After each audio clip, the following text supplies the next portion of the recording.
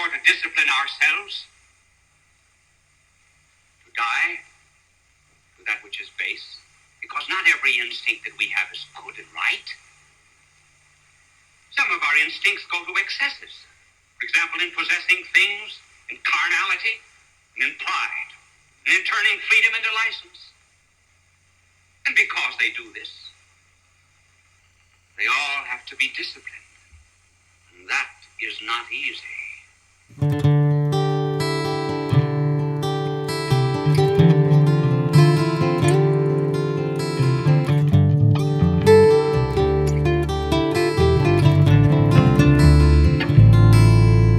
Travel along, Catholic pilgrims, for 1 year as we learn from Venerable Fulton Sheen, one of the greatest Catholic teachers in modern times.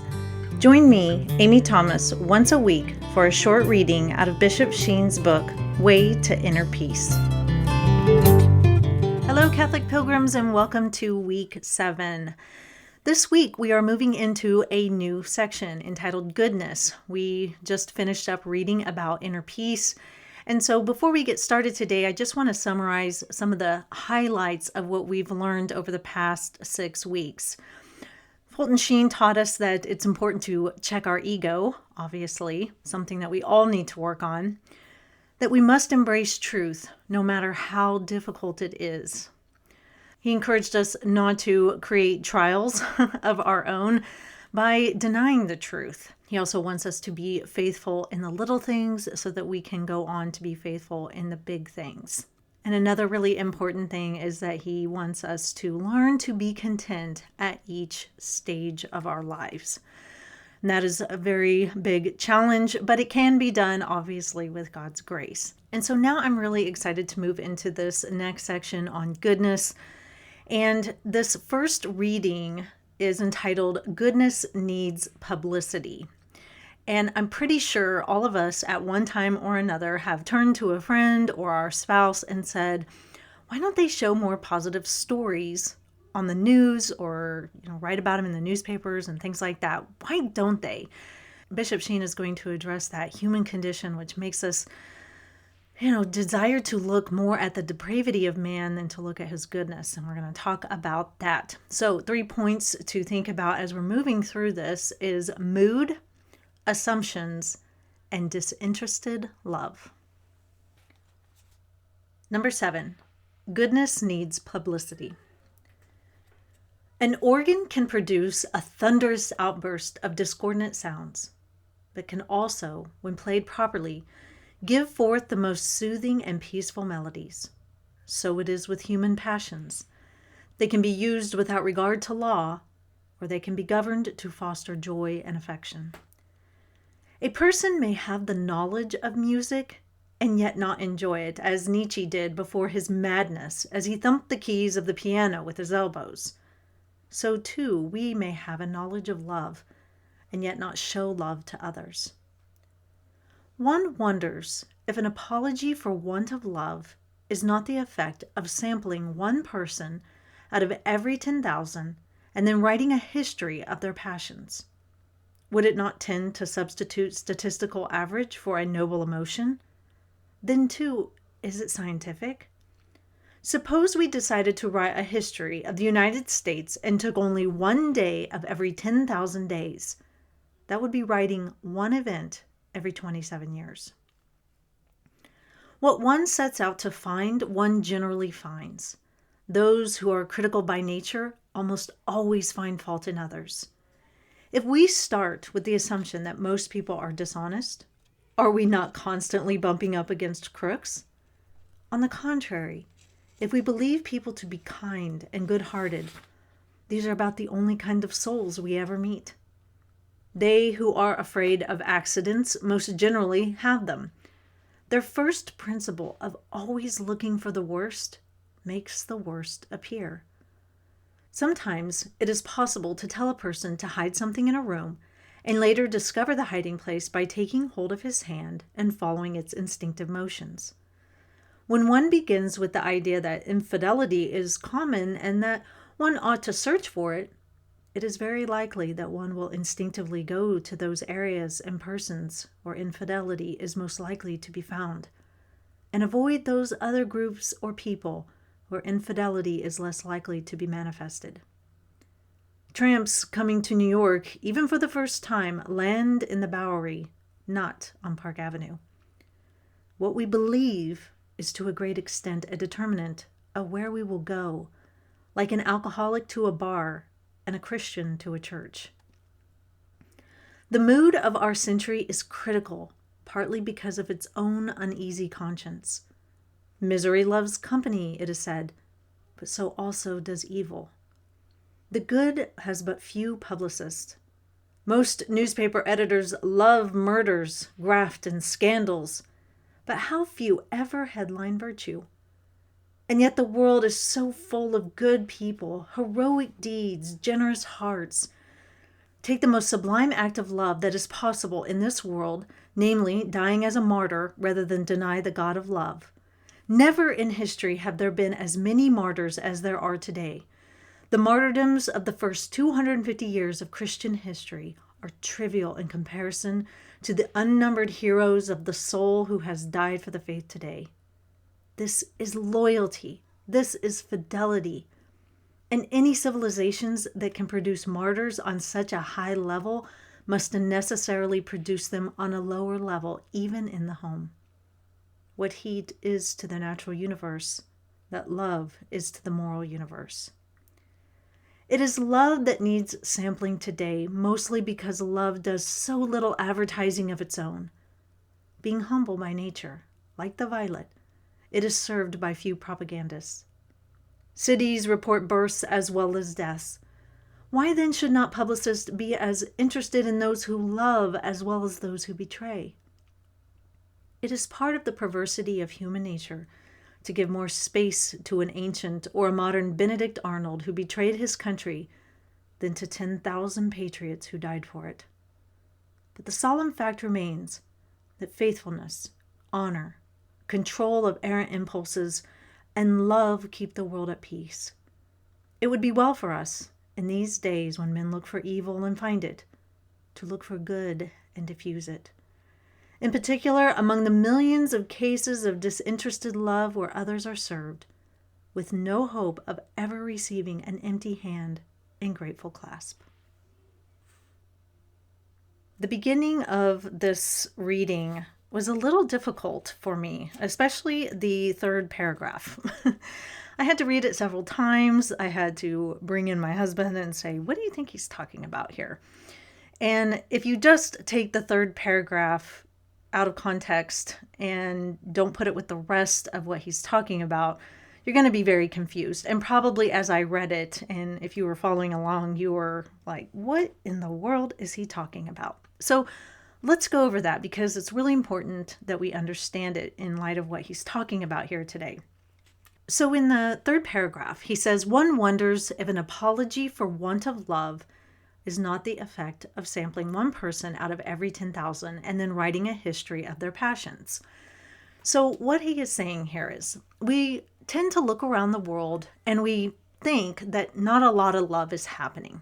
We don't see a lot of, virtue being displayed. And he says one explanation for that, that's what he means by one wonders if an apology for want of love. Maybe read it as one wonders if an explanation for a lack of love is not the effect of sampling one person. And then he goes on. So what he's saying is maybe it looks like we have a lack of love because we take just one person out of 10,000 and look at their lives.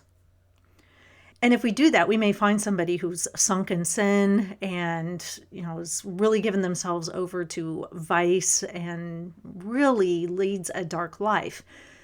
And so by just looking at that one person and just sampling that one person's passions and everything that they are, basically chained to and, in their sin, we may come to the conclusion that lots of people in the world are like this. And this is what kind of happens in our news today. There are billions of people in the world, but the world takes a few people, a couple out of every 10,000, and puts them up on the news or in newspapers. And we read about their lives. And they're all pretty much stories about people who have done something wrong, about a murderer, about, somebody who's a terrible spy, some politician who's, cheated on his spouse. And so as we look around and we get these samplings of people, we start to become jaded. And we start to think to ourselves, man, the world is just full of bad people.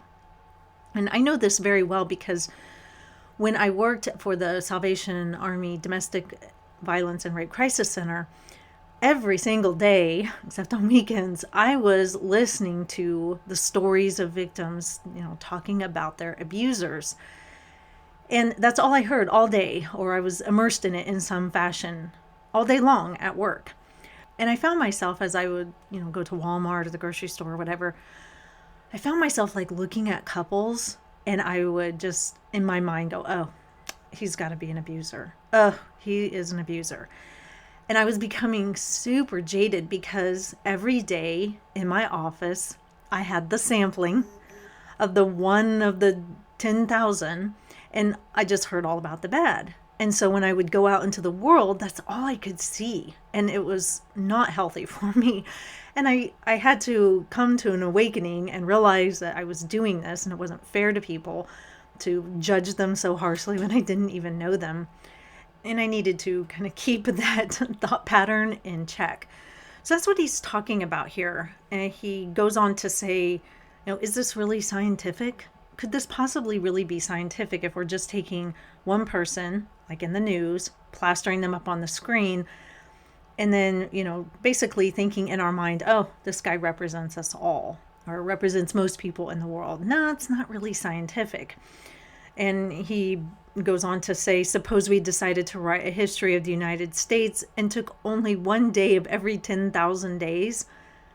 We wouldn't get a very good snapshot of the United States if we did this, just as we wouldn't get a very good snapshot of a person when we just see them in passing, or we just hear some gossip about them, or we just see their lives plastered on the screens, like politicians, famous people. All we ever really see is when they've messed up, sinned greatly, and done something wrong. And so I hope that brings that third paragraph out a little bit, because when you first read through it, it can be a little hard to understand what he's trying to say. So then he goes on to say, what one sets out to find, one generally finds. Those who are critical by nature almost always find faults in others. If we start with the assumption that most people are dishonest, are we not constantly bumping up against crooks? And so this is why I wanted you to focus on assumption, because we do need to start, unless right off the bat somebody is, horrible to us, we do need to start with the assumption that people are generally good.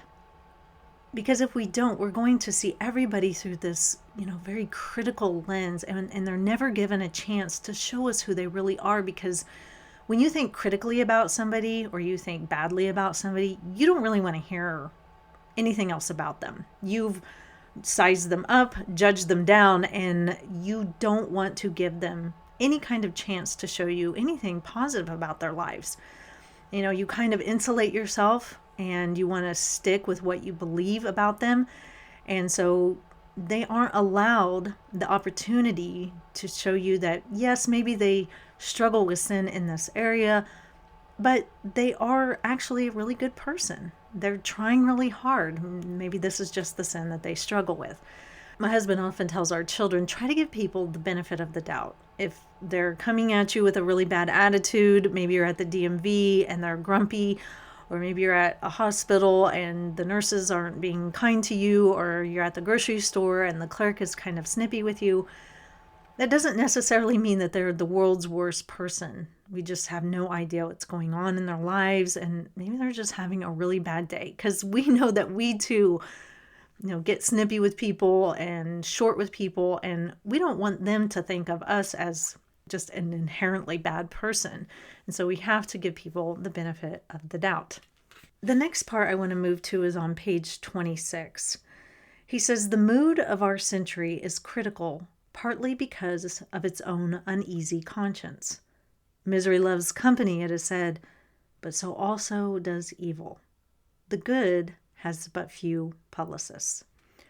So as I said in the beginning, I'm pretty sure all of us at one time or another have lamented the fact that there's just so much ugliness in our news. That's all we see.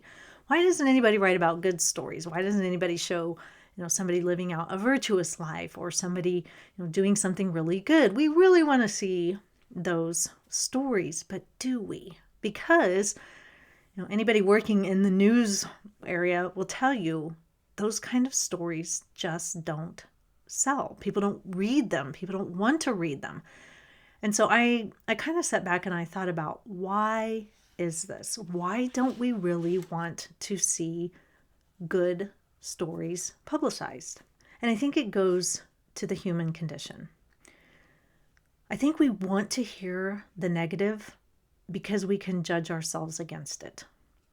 Now, if I see all these celebrities who have all this money and all this fame, if I can hear stories about, their marriages falling apart or, they're struggling with some kind of addiction, I can judge myself against them and fool myself into thinking, I'm not as bad as them.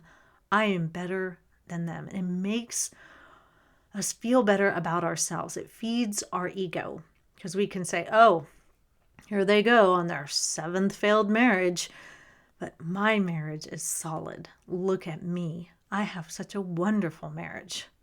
Or we can say, oh my, here they are back in rehab.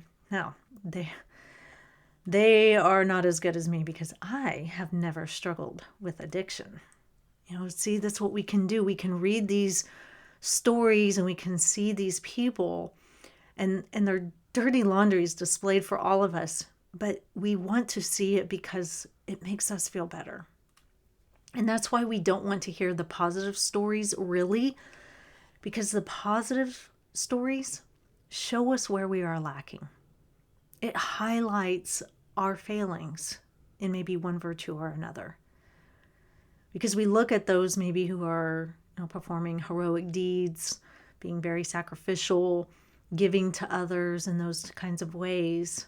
And it highlights that we aren't doing our best, that maybe we need to work on something. And we don't want to feel that. We want to push that down. We don't want anything brought to our attention that we might need to work on. Remember that spiritual mirror that we talked about?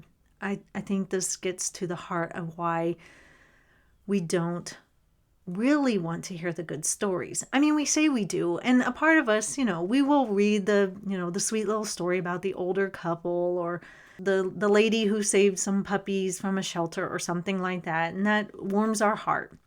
But just consistently getting stories of great people doing really good things, it just doesn't sell in our world. And I think from what I've outlined, I think that's why. And he even talks about Benedict Arnold. Most people know who Benedict Arnold was. He was an American general during the Revolutionary War. George Washington really trusted in him. And at one point during the war, he felt really slighted. He felt he didn't get the honors that he was deserved. They went to another guy. And so he became bitter inside. And he went on to betray the U.S. in our battle with England. We all know who Benedict Arnold is, or we should know who he is. But there were countless heroes that we don't have stories of, and we don't know about them. And I think it's because in history we tend to bring up the people over and over again who have done the really bad things. One, in a way, it's kind of good to know about them because we can maybe spot it happening in somebody else in our day and age, but because we can judge ourselves against them. Oh, I would never betray my country. Oh, he is the worst.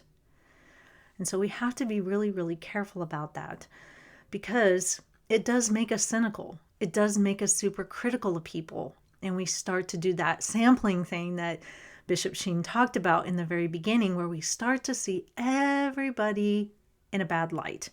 And when we see everybody in a bad light, we stop trusting each other. And I think that's a real problem in our world today. We have stopped trusting each other. I don't trust that you over there who are a Republican, I don't trust that you actually are a good person.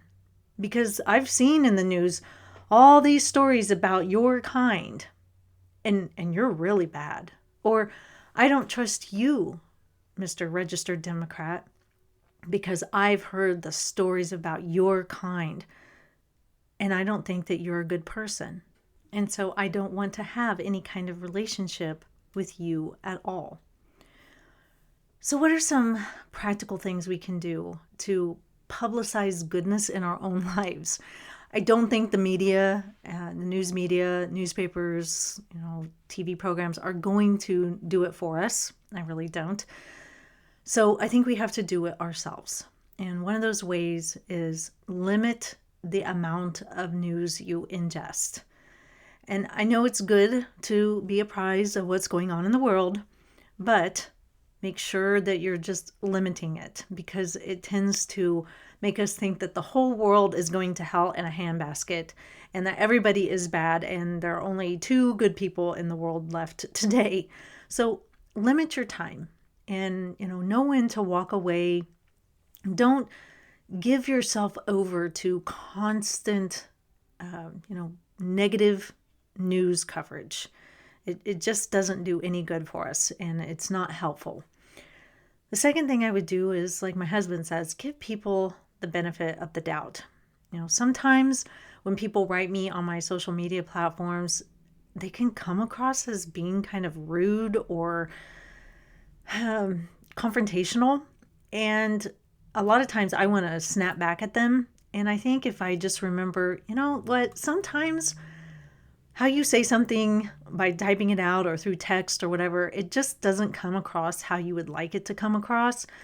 And so I'm going to give this person the benefit of the doubt. And I'm going to trust that they're trying to ask a genuine question or that they're really inquiring about something and not trying to be snarky and rude. And that helps me to answer it in a good and kind way rather than, snap back at them. Read stories about the saints.